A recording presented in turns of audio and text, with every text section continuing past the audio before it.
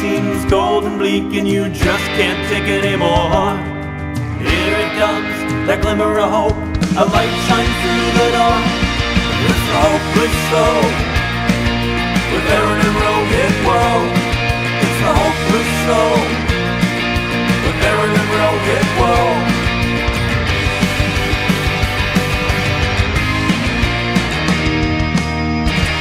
Well, this is cool. We have Conor Daly here, who is just a few days removed from the Indy 500, where your performance, and I want to dissect it a little bit more, but your performance was thrilling to watch on TV. I'll tell you that.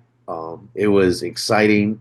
You were in first for, I believe, 13 laps, and until close to the end. So there's a few things I want to talk about with you with regard to the race and someone else in the race that's, I think, got an interesting story, and something that's going a little viral that you did before the race. But let's get into the juicy stuff about the actual race first. So I know we texted a little before about it, but what did you feel going into this race with your car? Honestly, I was super optimistic. We had a really nice month, good practice sessions, pretty decent qualifying. Our car wasn't the fastest, but it was definitely fast enough to fight. And yeah, in the race running that we do in practice, the car was giving me a lot of confidence. Everything that was kind of the tradition and what you do to kind of go through one session to another to try to build your race car, build your program to make sure that, we have 6 days of practice or 7 days of practice before we actually get to the Indy 500 and 2 days of qualifying. So there's a lot of time to develop the right race setup that you want. There's also a lot of time to go the wrong way too. If you start going down, a different path when it comes to a setup, but we kept our head on straight. We kind of kept everything pretty simple because I liked the car as soon as we were really rolling out of the trailer on the Tuesday and Wednesday of practice week. But yeah, just had a lot of confidence, just more so than ever. Other drivers were telling me my car looked good as well. And it just felt like we were kind of in position to have a good day. And we were for 78% of the race or 80% of the race. But yeah, the race, everything has to be perfect. You have to have everything go your way. You have to have, no mistakes. And, we had a couple small issues, and, that takes us out of the running for sure. So what happened exactly? Because you were in fourth for a while, hanging in that fourth, fifth range, and then you pitted, and then you were in first. And on the broadcast, it was getting really exciting because you were the focus for a bit. It was like, this could be Conor's moment. So I'm curious first, what is that like? Are you aware, like, all right, we really have a chance now. Like, I'm here and there's 29 laps to go, whatever it was. I mean, honestly, you're just trying to get to that last pit stop. And because of how the race was going and the way the yellows had fallen, it did turn into a bit of a fuel saving race, which is kind of annoying for me. And it was a pretty large number that we had to hit on our dash, which is basically like an MPG number, but it's all coded for team by team. And it was a pretty large fuel number, but I also knew that both Alex Palou, who won the race, and David Malukas, who finished second, like those guys, we were all pitting around the same time. So we were all running together, and no one really wanted to lead specifically because of the fuel number that we needed to make. But then we were able to follow some other cars that were on a different strategy that helped us save fuel. But I had felt our problem as soon as we left the pits on the second to last stint. So the balance of these cars, like the way they drive, can change as soon as you leave the pits. And that really then kind of starts a bit of a downward trend through that whole section of the race. And we had kind of found, each wheel, like, that's on your car, right? When you go get your tires balanced, and when you go to any tire shop and you got to have your tires rotated, balanced, and stuff like that. Well, they put little wheel weights on those tires to make sure that they spin correctly and they spin balanced. Our wheel weights fell off on the right rear when we put the tire on in the pit stop. And again, it's kind of just bad luck, but that just immediately creates, when you're doing 238 miles an hour, that vibration becomes very, very aggressive. And so as soon as we left the pits, we can see in the data, we have, vibration tracking channels in the data where every wheel is tracked and the level of vibration. That vibration starts to basically erode your handling, erode everything that you're doing in the car. It makes it much more difficult for me. And, sadly, that's what we struggled with for basically the final two stints in a row. The second to last one is where it really, really went south. And then we had to go another really long distance on the last set of tires as well because of the fuel position that we were in. If we would have got, let's say, a yellow on that second to last stint, and we could pit and maybe make that last stint a little shorter, we probably would have had a decent chance to save it. But when you're fighting at the front, everything has to be perfect, and sadly, we ran into just enough of an issue to kind of hold us back. I mean, we still finished eighth, which is not terrible at all, but when you're fighting for the win, everything has to go right, and you have to have the perfect day. So we just had a bit of a small issue, and the vibrations really, really killed us. And it's really not anyone's fault. I mean, not Firestone's fault, not the crew's fault. Just racing is hard, and everything has to be perfect. And so, at what point? Because when you're leading, did you know this problem was there, or was it? Were you? Was it after the fact? I'm forgetting the exact timing, but Yeah, I can feel it as soon as I leave the pits. Yeah, so you knew even when you were in first, you were like, this could be a problem. The car balance had changed. I knew we were trying to save a lot of fuel, and it just became more and more difficult every lap, and it became, so bad that we were essentially one lap from either just going so slow that I would have just been passed by everyone or crashed. And so we decided to pit basically one lap earlier than Alex and David, who finished 1-2, which is actually not bad, but that problem then persisted on the last stint as well, with the same handling issues and same vibrations really badly at the end of the race. So kind of once your ship has sailed, it's really hard to come back from something like that when everything is down to the tiniest of detail. But the team gave me a really fast car, and we fought as long as we could with it. And then the last two stints were basically just hanging on and hope that we could get to the end on fuel, but also just salvage a decent day for the points overall. And so, based on what you dealt with, it seems like eighth, even though watching it, they were hyping it as your race for at least a little bit. It was like Conor could do this, but you knew you have a problem. So at this point, were you, even though on the outside we're thinking, oh, this could be it, in there were you just like, all right, at least let's make sure we get a top 10 finish. Let's get those points. Is that what was going on in your head a little bit? Yeah, I mean, as soon as I felt the way the car was degrading in the second to last stint, we were done. I mean, it's a really difficult one to take because the car was so good all day long.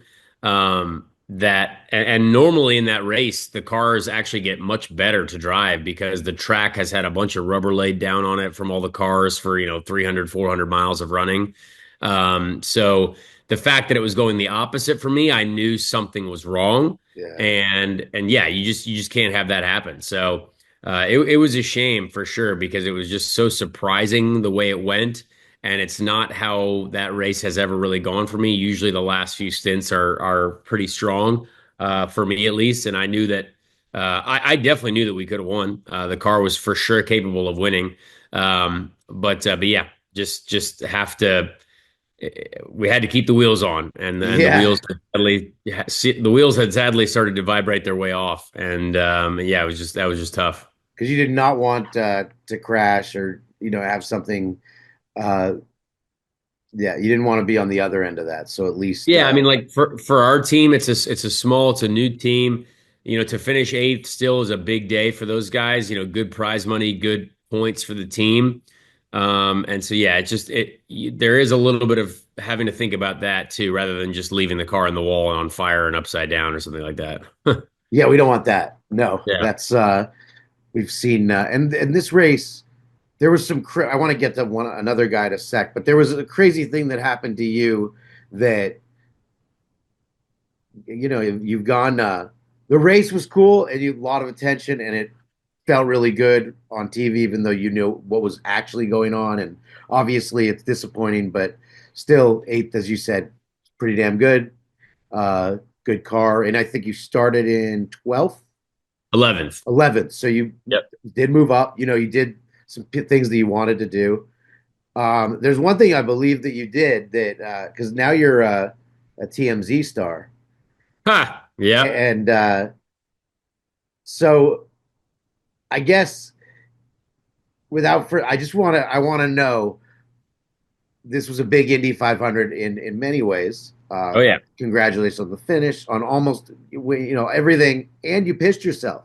I did. Yep. And Yep. so and this is a first for you, and you've been doing First this. time. It's not you're no rookie, so this is that you've done this a long time. So let's go play by play on what led to you actually doing the entire race in your own piss.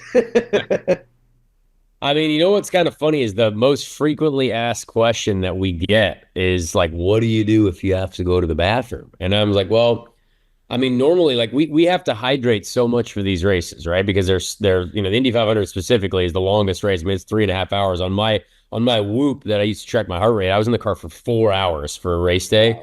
and so that's a long time. But this was one of the coolest races that we've ever done, so we weren't quite sweating as much normally before we go in.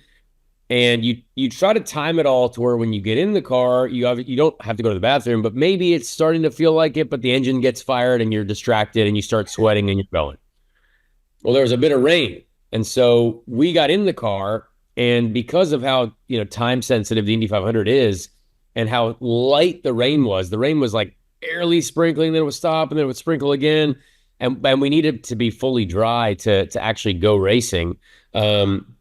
They made us stay in the car. So, I had just drank, a full electrolyte, Gatorades, all kinds of stuff.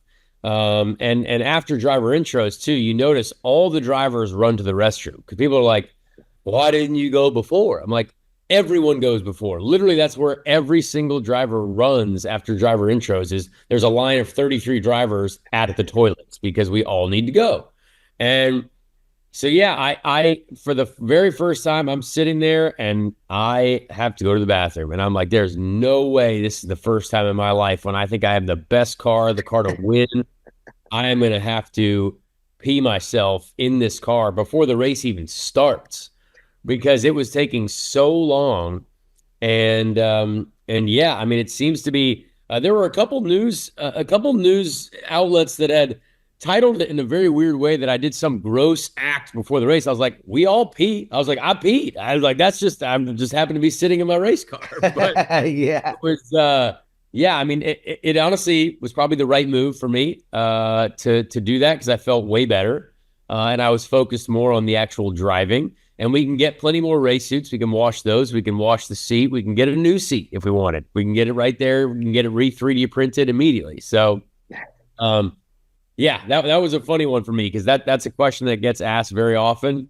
And I got out of the car and I had to tell my girlfriend Amy, I had to tell my family right out the gate. I was like, so I have an admission and I can't believe that I had to do this, but I had to pee. And so a lot of other drivers said that they were right on the edge. And I know several drivers have done it before, but we do try to avoid it. So,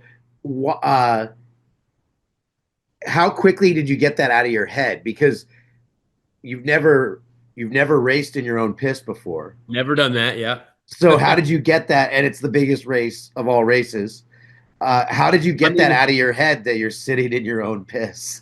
I felt so much better that I was like, all right, let's go. And as soon as the engines fire and you're focused on racing, everything else in your mind goes completely out the window.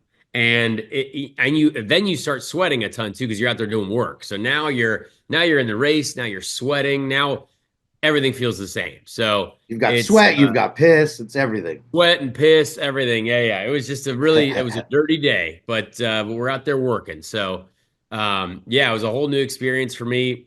And yeah, it seemed to be I had to share that at the banquet because the Victory Banquet is a place that I enjoy sharing stories from the month of May, and that seemed like a perfect place to share with all the fine folks that it was a first for me in my career. Oh, so how did you unveil that information? Because it's obviously went to the press. Like I see the headline.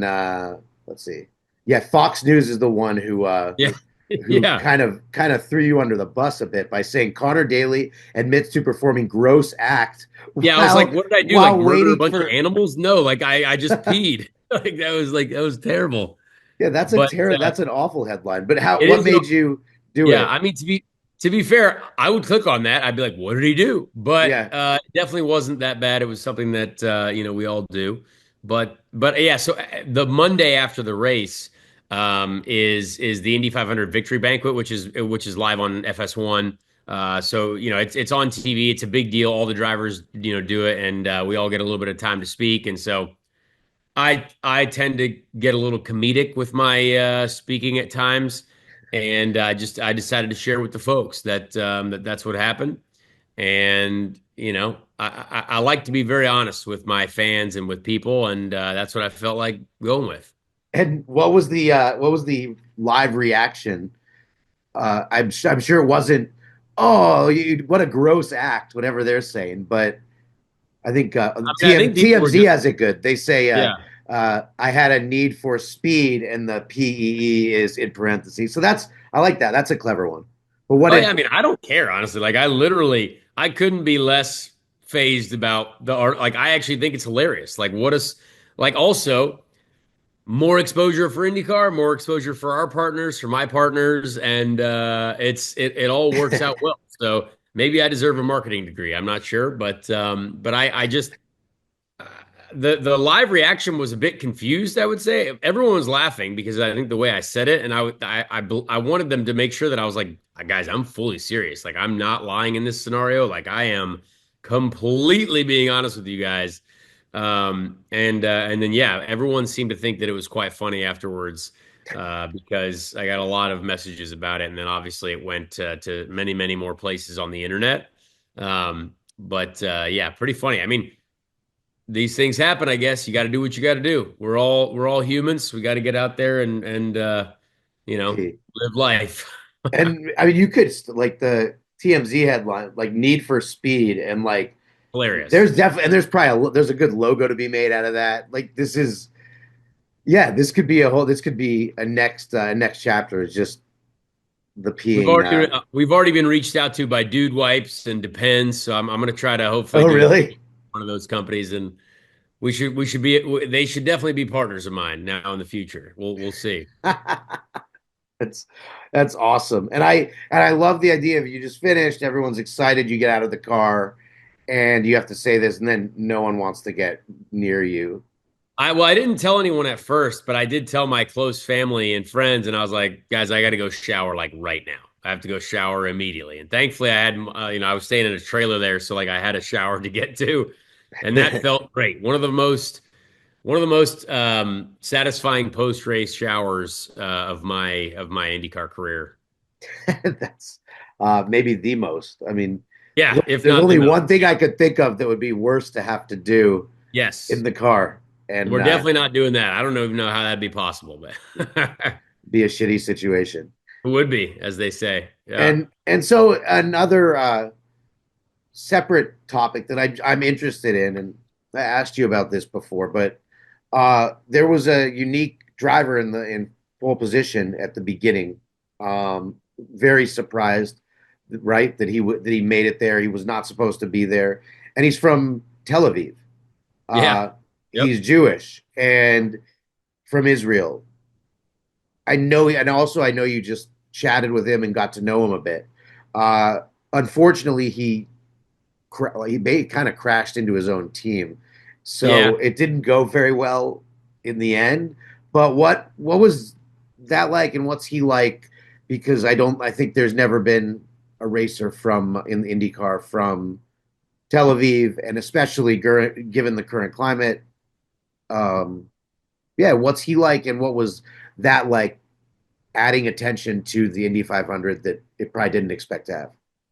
I mean, honestly, he had a great run. I mean, they built him like the fastest car. I mean, that's a new team as well. The team that he's driving for, an Italian team, Prema. They're brand new to the sport. No one expected it. Robert Schwartzman's his name. I mean, he's been close to Formula One. He's been in that. He was a Ferrari reserve driver, stuff like that on the Formula One side. So he's definitely a talented guy. And then he's had a bit of a struggle so far to start the year, but it's a new team, so everyone's kind of not really surprised. But yeah, it in my IndyCar career, it was definitely one of the most surprising things I've ever seen at Indy. Because those cars, I mean, these cars are hard to drive in qualifying. You have to have the fastest car, but you also have to drive it, on the absolute ragged edge.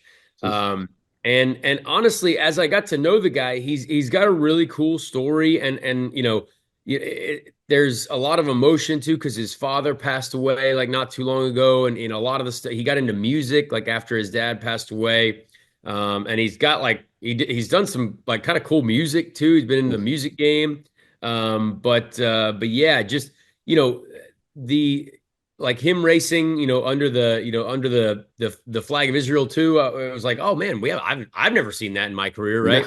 But um, thankfully, I would say it didn't actually cause any strife or like there wasn't anything that actually like seemed to be an issue, which is great, obviously. Like that's cool. Yeah. Because at the end of the day, like he kept saying, he's like, look, I'm just a driver and like we're just out here getting to live the dream. And he was he kept saying because he was asked in the media too, which after like he was asked actually when he qualified on pole, like, hey, what do you think of the conflict going on? It's like, man, like, why do we got to shift it to that after he just did like the coolest thing that he's ever done in his career? But he had Yeah. something really to say. Like, he's like, look, I don't want to see anyone, getting hurt. Like, we just want to see all this stuff.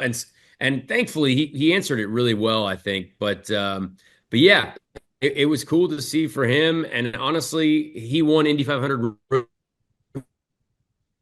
Rookie of the Year as well, which is a big deal. That's a big award, even though Oh, he really? crashed in the race, still won Indy 500 Rookie of the Year. So, uh, yeah, cool for him. And honestly, as I got to know him, he seemed like a cool guy. So, I've only known him for this, the first 6 months of the season, but definitely seems like a good dude. And that's what's interesting about, I'm guessing, the current political climate, all these different things going on. This is obviously a hot button issue in this country and abroad, and it kind of sucks that you have he has, like, the best one of the best moments of his career, and it turns to that. And so, how much in the racing world do people avoid Yeah, it was. that kind of stuff? Like, in your world, like within the world, obviously the media is going to do what they're going to do because the I mean, media can honestly, suck. But how do you guys deal with it? mhm. I mean, to be fair, I mean it's something whether doesn't really matter how you feel about it, but we have a job to do as a driver and for our partners too. So it's really important to honestly not even not even get into it. I would say, which is not maybe the best thing that what people would want to say, but for us, it's tough. I mean, you kind of want to retain your job and you want to make sure that you're focused on the racing stuff. I mean, certainly in his case, he's directly connected in a way, right? And he's Yeah. people were asking for comment for a specific reason. No one's probably going to ask me that. You know what I mean? So like, I'm thankfully like I I'm not as much in his seat, but yeah, it's tough, man. I mean, I respect him for what he said, and having to kind of deal with that. I'm sure he's been probably coached through a few different things and scenarios, but yeah, I was just glad he got to still focus on, hey, that accomplishment was really big for your own career and for what's going on, and I was happy for him. That's awesome. And it's good to hear because I think, well, it was a singing competition that where the Israeli girl, and then it became all political, and I'm like, just focus on the fact she has a great voice. Like, why we don't always have to make things this political, this or it, most of us Yeah, actually a lot of times don't want to talk about this stuff. So yeah, how yeah. about as you said, you're there for a job, you're there for something that you guys all love, that's a passion. Yeah, I mean, like asking questions like that can only lead to a path to where it causes more division almost, right? Because like Yeah, whatever he says, someone is going to have a problem with it. So you're like, all right, well, now we're not actually focused on the race. Now we're developing this whole different realm of ideas and questioning. So it's kind of like, all right, maybe we just focus on, hey, what he did was really awesome, and it was, and so that was good. which is great, and it's why I mean, personal opinion as a not professional athlete, but who enjoys watching sports is as much as we can keep politics out of sports, the better, because you watch sports and you enjoy sports to get away from that stuff. So And you now like you discovering that Robert is from Tel Aviv, you're like, hey, this might be my guy. You know what I mean? Which is cool. Like I like that type of thing is really cool to find like, hey, maybe he actually gained a bunch of new supporters, which I think is a is very great. positive, right? Yeah, yeah. That's a positive, which it would be Yeah. is great, and it would be great to look for those instead of trying to pit people against each other, uh, Exactly. Yeah. and keep it. Yeah, so I agree, and I think the more we can do that, the better. And it's great that he was overall treated and welcomed well because Oh yeah. we don't want the opposite. Everyone should be welcome. Exactly. Um, Yeah, no, I agree. and so then going forward for you now, it's interesting because Indy 500 happens, right? And it's like the equivalent of the Masters or whatever. Name the big thing. It's Yep. the biggest thing, and now you're off to Michigan. What's it like to change that course, pun not intended, but to change that course to like you go from the thing that people who watch racing once a year watch the Indy 500, who watch IndyCar, they watch that's the thing they watch, and then you're going back on the circuit. What's that change like mentally, and is there a change, or is it just on to the next? Yeah, I mean it's a big shift. I mean we had the most watched Indy 500 since in 17 years, right? So we had Wow. peak 8.4 million viewers, um, average of 7 million viewers. So that's pretty large. We would like to retain those viewers, right? Like the Yeah. Indy 500 is awesome, but like so is this Detroit race this weekend. We're on the streets of Detroit. It's a pretty unique track, pretty unique racing event. Get your elbows out, a little bit of contact here and there. But yeah, our goal as a series, honestly, is to basically, we had a peak of 8.4 million viewers, which is a ton for a sporting event, more than the Yeah. Daytona 500 this year. I mean, that's a lot, no matter what overall. But we would like to be like, all right, well, why not? Why aren't two or three of those million going to watch Detroit as well, right? Because it's actually the same group of drivers, and we're still going at it for the win. The win obviously does not mean quite as much as the Indy 500, but we're still all competing for the IndyCar championship, which is, points championship at the end of the year. So, yeah, so it is a big shift, completely different track, completely different speeds, but still on Fox on Sundays. Still nationally televised all across the country, and we just want to make sure that people are like, hey, I enjoyed the Indy 500. I'm going to lock right back in and watch on Sunday in Detroit. But for us as drivers, completely different mindset, completely different track. And it is hard, honestly. Like after the Indy 500, I mean, I've had exactly, yesterday was my first day home in a month, essentially. Crazy. And even though I've been racing in Indy, which is my home, we're out of the track all day, kind of back and forth. I'm staying in a trailer out there. And then now, going straight up to Detroit on the Wednesday. We're on track Friday, Saturday, Sunday. It's definitely wild. And honestly, we've been on track every weekend since April now. So we're on quite a run here. We have a weekend off next weekend. But yeah, we just want to make sure that IndyCar throughout the summer is going to be must-see television for people. We want to have that. We want people to be excited to watch just like they were for the Indy 500 because a ton of people tuned in, and that's the goal. That's all I wonder, and I wonder what's maybe some of these different storylines maybe help. It just now I think are people going to wonder, is Connor going to piss himself again? That Maybe. could be a story. We don't know. I hope so. Yeah, I tune hope in I to don't piss see. myself, but I hope people will care to watch. That's that and I think just one other thing that I think is interesting before we let you get over to Michigan is how you get around, like going from place to place. So people think of the glamour and the travel. And so how are you getting to Michigan? Well, I mean, I'm obviously in Indianapolis, so I'm just driving up. It's a 4 hour drive or whatever it is, maybe a little bit longer. But yeah, I mean, most of our races in the Midwest, we don't have. I don't have a private jet or anything. I barely even have a salary, but it's something that I'm here to try to make my career longer and better by driving for this team that we don't have as much funding as other people, but I feel like we're doing the most with the least. Maybe when it comes to a funding standpoint, because we just ran at the front of the Indy 500 and almost won the largest race on the planet. So, it feels good. But yeah, driving up to Detroit, driving home, and then got a off week next weekend. Then we race in St. Louis Sunday night prime time on Fox Oh, the next cool. weekend, and then yeah, I'll be driving there too and driving back. And will you? I like how you say that. It's you do the most with the least, and that it's like people should watch Indy just because it's a little bit of a hero story, the underdog story. It's the underdog racing. F1 has got they're good. They've got enough popularity right now. Tune into IndyCar. And speaking of the final underdog thing, I know I said let you go, but we got to just cover the Pacers because your Yeah. team, your basketball team, is you know they're they could do it. This could be the year. And how are you feeling about the Pacers? The show is the hopeless show. So, are you feeling hope? I am because I bet the Pacers to win the NBA championship in October of last year. So it was plus 6,000 maybe, I think. Oh, And I had faith. I saw the boys out there playing. I love our team. I love the way Indiana loves basketball. No one has given our team a shot. Literally, all the TNT folks, all the ESPN people, everyone picked the Knicks, everyone picked the Bucks, but we keep showing up.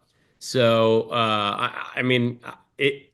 The only thing that frustrates me about the team sometimes is that when all of our guys are on, I don't think anyone can beat us. The problem is there's sometimes where it's like, oh no, we've we've just missed 20 shots in a row or something like that. But if all of our team is switched on and everyone's rocking, I don't yeah. think there's any team that can beat us. And I love the energy as well. It's a fun team to watch. And yeah, I mean, I don't know who is going to make it to the finals in the West, but I think it'll be us for sure for the East. And that's interesting. If everything's working, this is a team that shouldn't lose and might win it all. I agree. I think you and I on the side. There have been a few bets placed where they've been part of a bet or two. Some parlays, yeah, Few yeah. parlays, and I think we won. We actually won a few in a row. It was fun, Oh but yeah. I did not do that. So now we know, Connor, if after the NBA Finals, if you are taking private jets to the next series of races, it's because the Pacers won, and you got to cash out that plus 6,000 bet, and so then Well, now you, sadly that was only a $5 bet, but I still feel great if I win $250 or whatever it is. So hey, you'll that take it. maybe that could supercharge us into the next year. Then you can double down on it. Uh, Exactly. All it takes well, is one. Yeah. just one. Well, man, thanks for joining. Good luck in Michigan, and yeah, it's really fun to hear everything from the almost win to the pissing to everything that's to come. Watch IndyCar, watch Connor on it, and Connor also does. Are you doing announcing coming up? No, no For TV, no TV or anything for me this year. Just thankfully I got to focus on the driving. So yeah, just IndyCar on Fox. That's all we got. and then your And I have a podcast. podcast. I do Yeah, have a the podcast.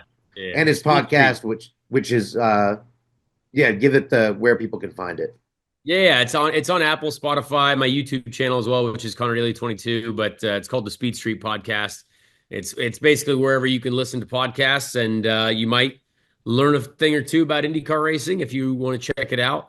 But it truly is a sport that I think people people should definitely give it a chance if they haven't, because right now, I mean, summer sports, sometimes you're like, "Well, I gotta find something. Sports nuts. We gotta, maybe golf's not on, or maybe baseball's not on during the day, or something's going on.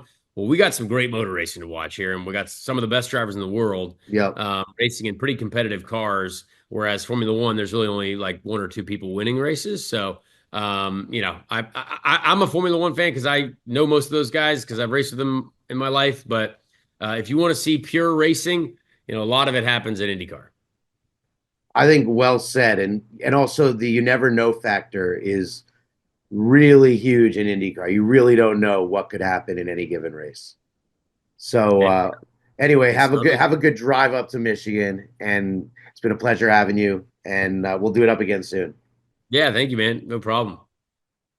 When the world seems cold and bleak and you just can't take it anymore, here it comes, that glimmer of hope.